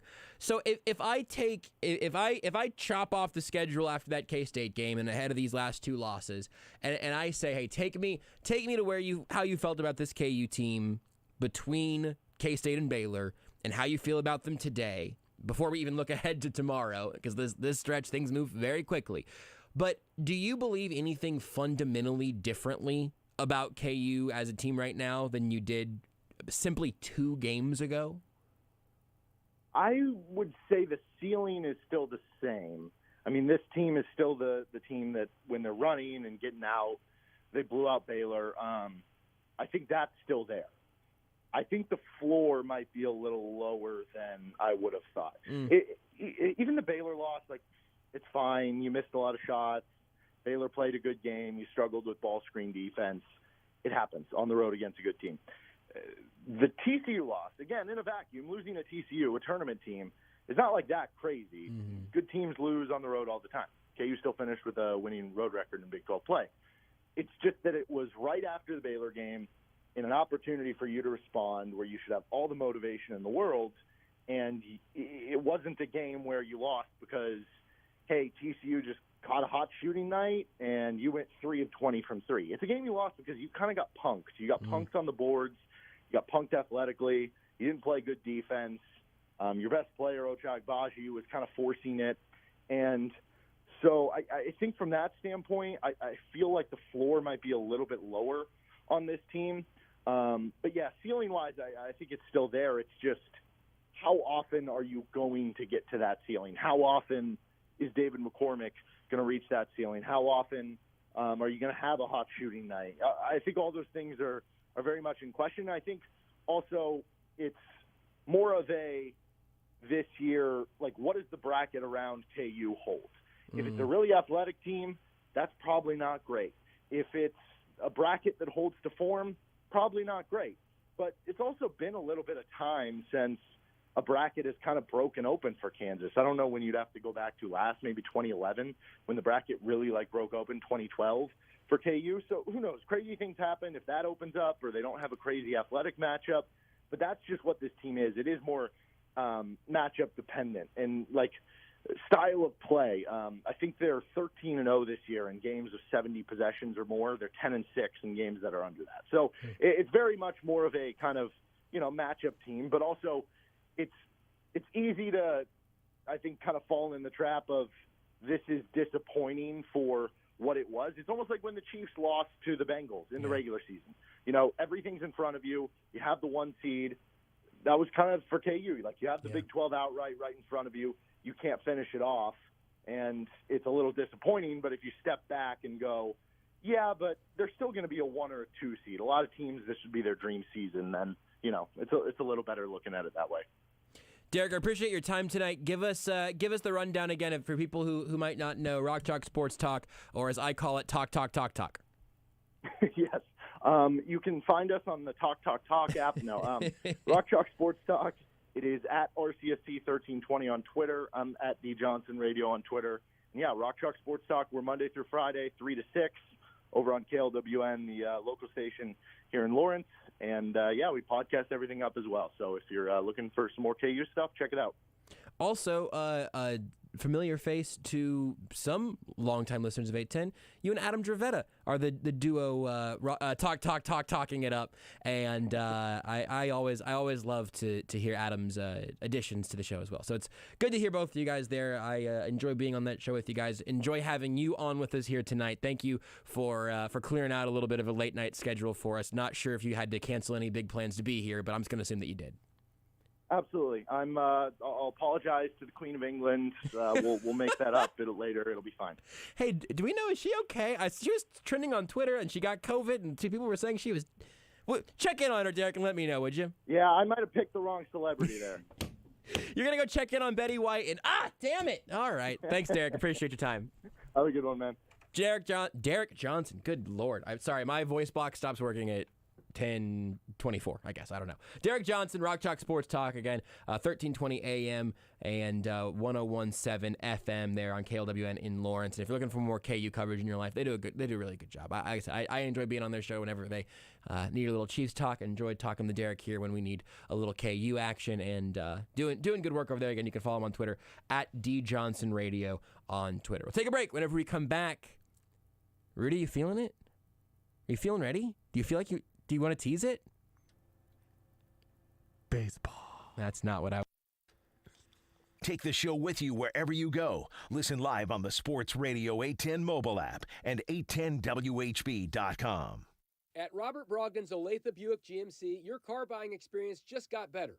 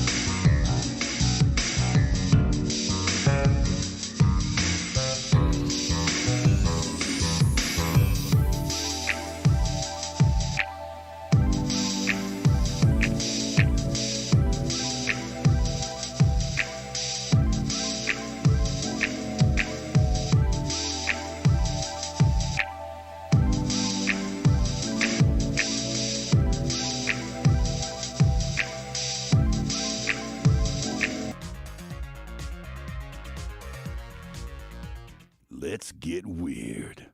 It's almost entirely sports after dark on Sports Radio 810 WHB.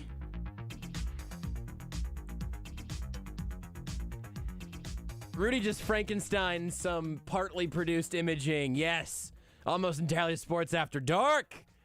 It's 10:30 on a Wednesday. Did a lot of Chiefs audio. Talked about KU last segment. Thanks again to Derek Johnson for joining us to talk about that. Let's get weird, says Curtis. Or whoever that was. It was a great idea we had that honestly like AES After Dark kind of died when Game of Thrones died. Yeah, which, true. I mean, kind of makes sense. Nothing really.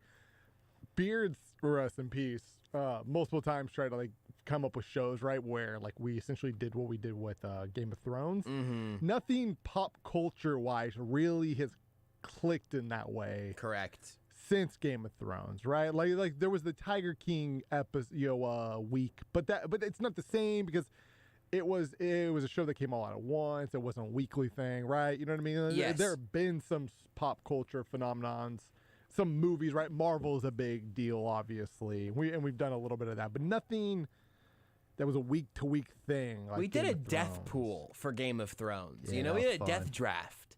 It was simply different. Do you remember the Game of Thrones? Life was simple back then. Did you say the Game of Thrones? The Game of the Thrones. Chatted about it on Facebook. I watched an episode of that to like keep up for our conversations at an investor's house before, like, while I believe Brad Porter was doing Baseball Tonight. I think like before we did a show out there. Yes. To promote charity and stuff. Yes, you're right. I do vaguely. I remember hearing tale of that. And I certainly remember doing the show there, which was one of the very first, if not the very first, almost entirely sports we had done. That was a whole deal. Yeah, no, the Game of Thrones era was a different time because even as you have shows like Succession that people tweet about all the time, or shows like The Bachelor that lots of people tweet about and do. It's just, it felt like everybody was watching the end of Game of Thrones, and also it was a fun show to like talk about. We're not going to really all get around and say, can you believe they killed what's-his-name in Succession? Because I don't think Succession has a lot of murders in it, but I have not watched it yet. It just seems like a show I would like. Barry. I watched the first episode of Barry. There might be a Barry in Succession. A what? There might be a person named Barry in Succession. Oh, well, there's a show called Barry that I watched one episode of. Bill Hader. Bill Hader, that's who it is. It took me a second also. I was going through the Rolodex. I don't know who. Saturday Night Live guy, very funny. Yeah, where John Mulaney's a trained assassin. Hold on a second. Let me write that down. Let me pitch that. Let me pitch that to somebody at Netflix. John Mulaney as a trained assassin. I feel like might get us somewhere. Dressed like a pig. No, wait, that's Spider-Verse. Wrong movie. Hunting after his prized truffle pig. No, that's Pig with Nicolas Cage. Still not seen that either. I love movie trailers. Nicolas Cage has the best movie trailers maybe of all time. The movie where he is playing himself, The Unbearable Weight of Massive Talent, I believe is what it's called. The Five Nights at Freddy's spinoff? Yes. Where he doesn't say a word? A single word. Those trailers are great. Fantastic. The actual movies? Also probably great because it's Nicolas Cage. I would just have no way of knowing is my issue. Yeah, that's fair. But here is the AES After Dark segment, and maybe we even, I don't know, maybe we even have another little check-in on Pokemon Legends Arceus. But in fact, Rudy, I'll hand the keys over to you because I think you have a slight bit more expertise on this. Not that a ton of information is out, but certainly to my surprise, I think maybe to some extent to your surprise, Gen 9 of Pokemon is coming late 2022, and they gave us the starters. Rudy, take it from here. Yeah, so the Pokemon Present was on this last Sunday, and they were always going to announce a game that was going to come out for the holidays. It was just going to happen. Making a lot of Pokemon these days. Yeah, like you gotta have a game, right? They're not gonna do a presentation and not announce some new game is coming out. Pokemon Go 2 was what I was rooting for. You knew it was gonna happen. And so they go through their presentation, they do all their little things. Oh, here's Pokemon Go, here's Pokemon Masters, here's the apps, here's this bad update for BDSP that nobody's playing because the game sucks. BDSP isn't a sex thing. It's short for Brilliant Diamond Shining Pearl, by the way. Except I'm still playing it occasionally because I hate myself and I like to hurt myself. That You're big into BDSP. So there we go. And so they get to the end. And I want to throw this at you. So like they start off with the before really the trailer, the security guard walking around. In that moment, when I saw that, like I watched it after the announcement, so I knew what was being announced. I assumed that was probably it.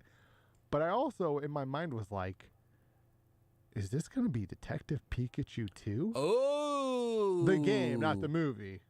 Because it was a security guard, and there was did they make a Detective Pikachu game? Yeah, old one. Yeah, it was on it's coming. They are porting it to the Switch. Really? It was on like the Nintendo, like the DS or 3DS, one of those games. I would play Detective Pikachu. I hear it's very good. I don't know, it was good. Stepped on me a little bit there. Both are good. Sequel name. Both very good. Okay, but because it was sort of Night at the Museum security guard vibes. Yeah. You were thinking maybe it's time for Detective Pikachu. Maybe they're gonna give it. Maybe that's what's coming. Like, hey, because again, they have announced that they are porting Detective Pikachu for the Switch. Nobody knows when that's coming out, unfortunately. But as they call it, Detective Pika 1. Baseball. But it was not Detective Pikachu or Detective Pikachu. No. It was Pokemon Scarlet Violet. Scarlet and Violet, yes. I'm a little, first thought, by the way, surprised they went back to colors for the editions of their games. They've done black and white, but black and white feels a little bit different because it's two, like basic high contrast colors.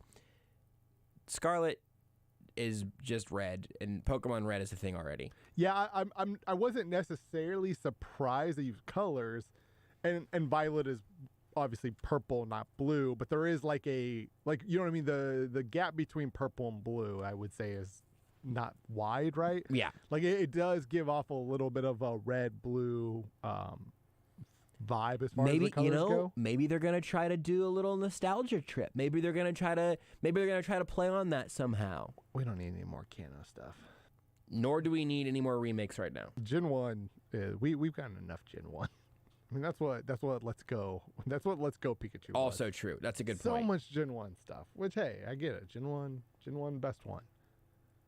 But it's time for some new. But we're moving on. Yeah, time that makes to move sense. Forward. So yeah, we got it. We got Gen 9 was announced. Pokemon Scarlet, Pokemon Scarlet, Pokemon Violet.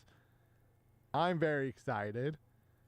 Here's the thing that maybe excited me the most because I noticed it the second they said it. Because they didn't say this with Legends, they said it with this. They said the phrase open world game. They never said that with Legends. And they didn't say it with Sword or Shield, obviously. Nope. This is also where my turning point was on the announcement. Mm-hmm. Because here's the first thing for me. I was hoping this game would not come out for another full year because I would love for them to take some of the lessons learned on Legends and use that to inform what they want to do next. Also, something that every single Pokemon game, other than maybe Pokemon Snap, which I have not played and you've talked about, I've seen some of. Very fun game. Every game other than maybe that has come out anytime recently, any of the Switch games, I guess maybe even not Let's Go, that might be absent of this as well.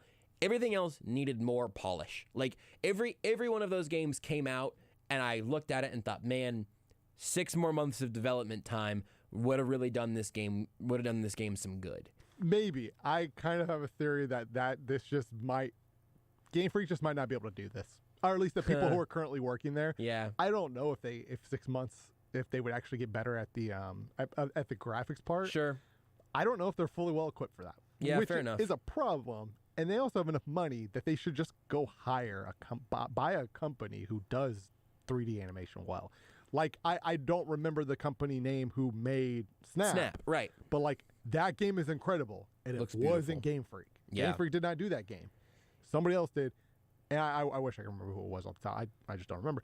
But incredible the way that game looks. I understand it is much easier to make a smaller game that has the self-contained courses look amazing versus, an open world game. Right. But hey, like Elden Ring just came out. It looks amazing. Like there are people out there who can do that stuff. Breath of the Wild came out several years ago, and it looks better than Legends, and it looks better than what we saw in the trailers for Scarlet Violet. Yes.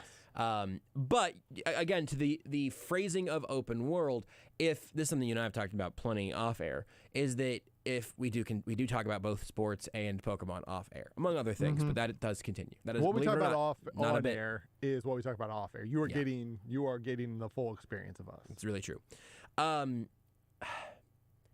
The open world designation, because I've really enjoyed playing Legends, and I'm not a big open world gaming fan, like by and large. That is not something that I am constantly attracted to in gaming. But it has felt so good to play that if they take away the Pokeball throwing mechanics that they have given to us in Legends, if they take that away in future mainline generations, I'm going to be so sad. And I'm hoping that there is a meshing of Sword and Shield and Legends. That's the game I want to play more than anything. Like that I think right there could be the peak. So we have a commenter on YouTube. Yeah, I can't see the YouTube comments, and they're usually not good. Usually bad people leave them. Yeah. So I'm a little surprised he's watching on YouTube and not Twitch. Beards McFly.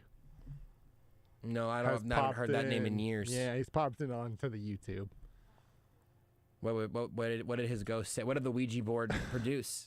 And I guess binary code. He says, I called the fire alligator. Not enough Elden Ring talk. Hey, I know of a really good open world game in all caps. Rudy mentioned Elden Ring. Why does Beard get to claim the fire alligator? I want to talk about the starters. Let's talk about the starters. I think you might have already claimed it in the WhatsApp, but I don't know if that was on the group message. I think it was just to you because I wasn't trying to spoil, because some of the memes were fantastic. 3 starters, always the case. Fire, water, grass, always the case. 3 starters, you have... Says he doesn't have Twitch on his phone. That's why he's on the YouTube. That comment just loaded for me. I was like, wait, what? He said what? So, there is the fire type is this... Fuecoco. What's it called? Fuecoco. Round... Fuecoco. Probably Fue. It looks like if you took one of the dragons from Dragon Tales and crossed it with like an apple... Or maybe a bell pepper. Yeah, I would say it's shaped like a bell pepper. So there's a spice component there. Yeah, so I think the reason because the face absolutely looks apple because of it's kind of got a white. The stem is a little stem sort of thing on its head. A little bit of white on its face that makes it look like it was almost like an apple that was like cut in half or bitten into whatever. It is more of a it's meant to be more of like I assume a skull mask. Which is obviously very popular in the because I believe. Okay, give the theory. Give the theory. At this point, I don't even think it's a theory. I think it's not just the names. This game takes place. All the games are based off a region in the world, right? Right.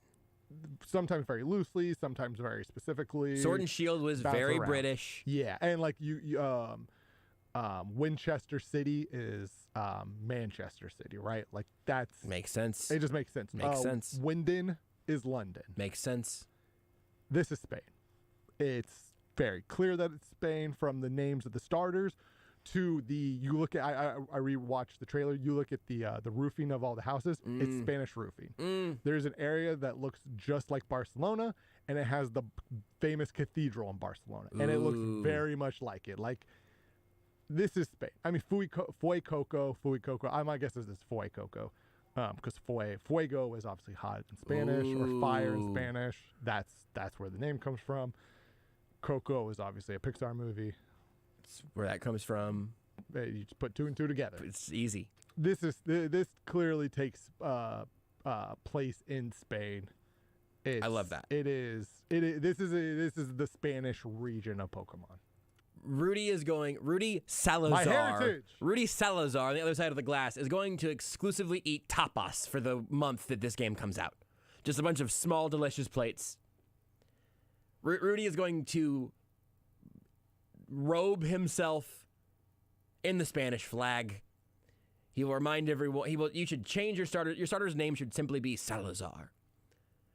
And I am very excited both for you and for the game in that setting. I think that's great. So you have Fire Alligator. Yes. Cute little round alligator boy. To me, looks like basically like he is the Pokemon inhabitant spirit of Guy Fieri, which is why I might have to fight Beards if we're going to end up having a fight over the starters. Yes. Then you also have the duck. Quaxley. An unbelievably good name. And it just looks like a duck, except for it's got this big pompadour hair that looks sort of like maybe it's wearing a beret. Also very cute. Usually the first evolution of starters are usually very cutesy. This one, for Rudy's point, you've made this point that one feels like your like spirit animal. Mm-hmm. I almost always end up going water type starters. It's not because I love water type Pokemon. It is not reverse engineered. I don't go in thinking I want to take the water type Pokemon. I usually just like the water type the most. This Quaxley, name notwithstanding, is probably a generation where I will not take a water type starter out of the gate because I like all three of these, and I can finally have a little bit of a change up in my starter. I generally go with kind of the same philosophy, but with a grass type. Like generally, I have chosen more often than not the grass type starters like throughout the history. But in Sword Shield, you had a soccer playing rabbit, and you're like, I'll take that, please. It's like yes, because it's a soccer playing rabbit. I was like, I like the soccer aspect of that. I was like, that works for me. So you have the duck, and that's where you're leaning right now, right? You're looking towards Quaxley. I don't know. I don't know if I'm leaning. Like I haven't fully decided. Like part of this, I want to see final evolutions. See the evolutions, because I also the grass type is it's a grass cat Pokemon called Sprigatito, and I very much also like Sprigatito. So here's the thing about Sprigatito. Also, you can't roll your R's. Rudy Salazar cannot roll his R's. No. But also, like, I've said all the names now. Quaxley, Fuecoco, Sprigatito. They're all very Spanish names. So, and I'm thrilled about that. When Sprigatito was announced, when all the starters came out all at once, Beard says, Josh, you know you're taking the Donald Duck knockoff. I can't. I don't want to go water type. Even if it is just Huey, Dewey, or Louie, I can't remember which one, but he's just the DuckTales character, the blue hat. I don't know. It doesn't matter. Huey? It was Alvin, I think. Raphael. I just want to have a non-water type starter for once. And it's not Quaxley's fault. Quaxley seems like he's going to be a real hit. But the grass type cat that Rudy has just mentioned, it just straight up looks like a green cartoon cat. And whenever the starters were announced, I saw at one point on Twitter the words "weed cat" were trending. It's pretty good. People were just calling it before the name was figured out. People were just calling it weed cat, and it just looks like a catnip activist of a kitten. I'm just saying. And my heart is open to weed cat. I will say that. The description of it is the capricious. Yeah, capricious. Attention-seeking grass cat Pokemon. I mean, Fuecoco is the laid-back fire croc Pokemon that does things at its own pace. Which one are you, Josh? Who can say? I'm and then Quaxley is the earnest and tidy duckling Pokemon. That's not me. I'm very tidy, I would say. You are earnest and tidy and have good poofy hair. At one point. I would say I lost most of that, but I think you're still earnest. Pretty laid back, I would say as well. Yeah, not so much. I'm pretty confident. I mean, I love Fuecoco. Fuecoco is great. My guess is I won't go with Fuecoco. Got to see the evolutions. I don't. Sure. But Fuecoco, but Fuecoco, he's good. Like he's great. They're all. I think it's great. Here's the thing about Weed Cat. It's just a green cat. What's it going to evolve? Here's the other issue that Pokemon has run into here. Full AES After Dark breakdown. What was the Fire Cat starter from like 2 generations ago? 3 generations? Oh, it was Litten involved in 2 and Incineroar. Is the second. Yes, the final evolution. Yes, Incineroar. What was the original one called? Litten. Just came out in Pokemon Go. It is. Oh yeah, I haven't caught one yet. I like it. I like Litten. It starts out fine, but then if you Google Incineroar, well, don't Google things. That's bad. If you look at the full evolution, it's just sort of a weird. It is a weird literal evolution from this cute little black and red cat to a full-on fire-wielding, like... It's a playoff. It's furry... What it is I don't know. It's a wrestler, essentially. Like, it is like a WWE, like, that's its thing. It's got a fire belt, so that makes sense. I didn't ever connect those dots. It is like, it is basically, and honestly, not even WWE, it's more of honestly, probably more, like a luchador. Luchador, yes, that's what I'm getting that vibe from it now that I'm looking at it. Here's the issue, is that I hate looking at it because it has huge pecs and a six-pack, but it's a cat. So what I would like, I will say... It's a good cat, though. I will say that Beard said, in all seriousness, though, if you want me to call in and talk Elden Ring briefly, I'm free. I don't. We're good. We don't have that much show left. Maybe Friday, Beards. Maybe Friday. Yeah, Friday's pretty booked. It's pretty full. Here's my thing. Also, I don't know if we are covered... Let's just make this the last segment. Oh, really? Wow. Here's the thing. I had to add a lot of promos for this hour, so Okay. like I'm about to, when I say break soon, it is to play a break that is entirely made of promos that I added. Rip it out. Here's the one thing also to Beard saying, hey, I can call in and talk about Elden Ring. I don't know if our phones cover long distance, and I know that going from here to hell is that's gotta be long distance. Like, you're going across like space time. I was literally gonna make the exact same joke. Well, you didn't. We don't have the long distance. Like, I was like word for word, man. We hang out too much. We really do. My heart is open. My mind is open to these starters. Here's my concern. If Weed Cat evolves into The Rock, I'm not interested. Generally speaking, I'm sure there are some exceptions. I don't like super humanoid Pokemon. Mm-hmm. They freak me out. No, I think that's totally fair. I feel weird putting Jinx and Mr. Mime in a Pokeball. Yeah, I also think you shouldn't be worried about Weed Cat becoming The Rock, but more the reverse of all that, and it being creepy and awkward and not fun. So my concern... I think that, have you seen the TV show Weeds? I have not. I haven't either, but have you seen I guess just the box art, essentially?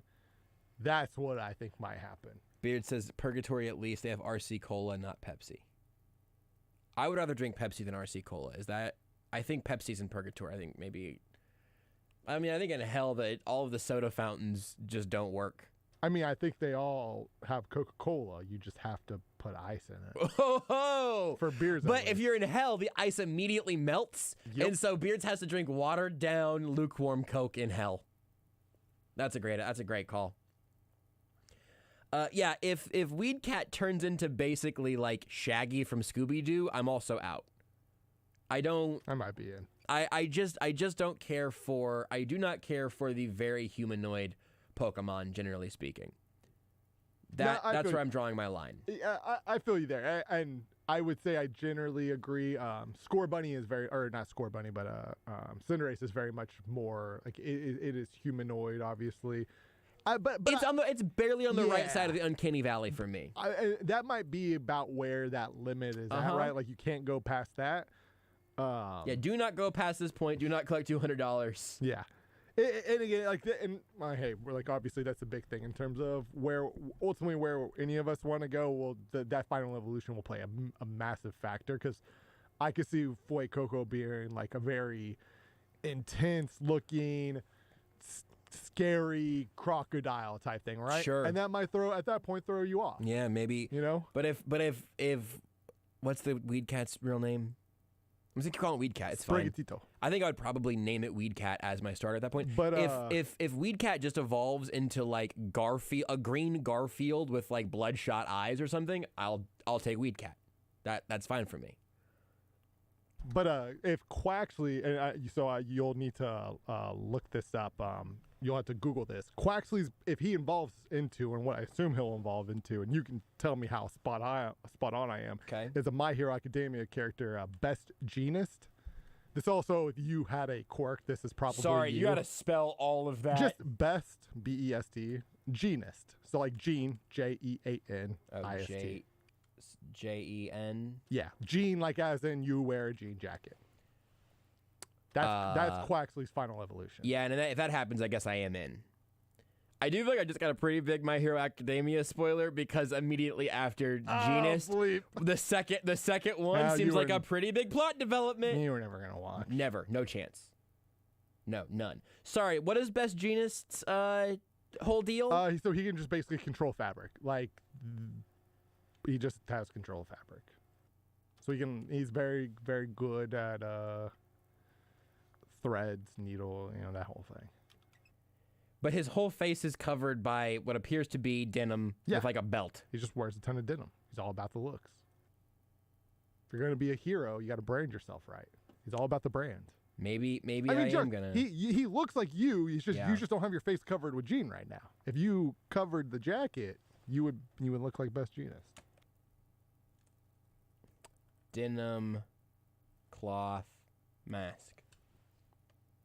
Has to exist, right? Has to. In a COVID world? I mean, that's Quaxley.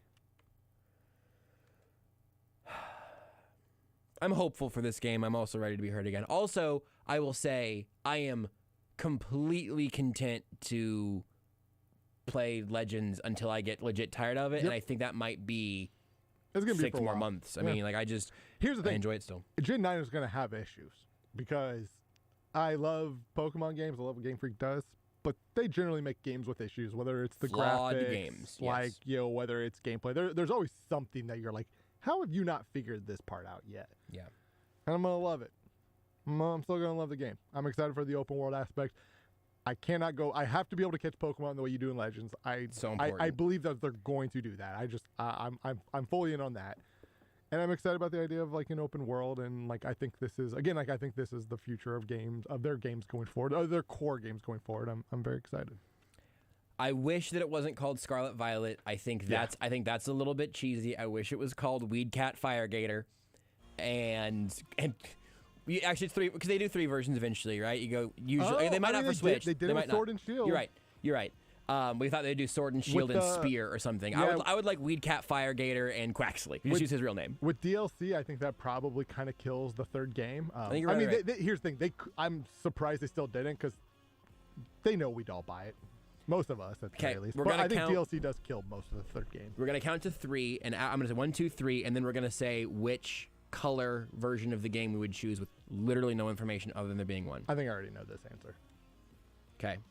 1, 2, 3. Violet. Easy. Done. Wrap it up. That's what I figured. Look at that.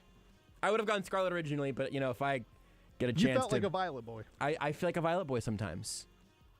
I think I just want to find things that are generally Phoenix Suns related, perhaps, and pick their color scheme for things. I don't know. Firegator for life. We'll talk to you on Friday. Till then, bye, Mom.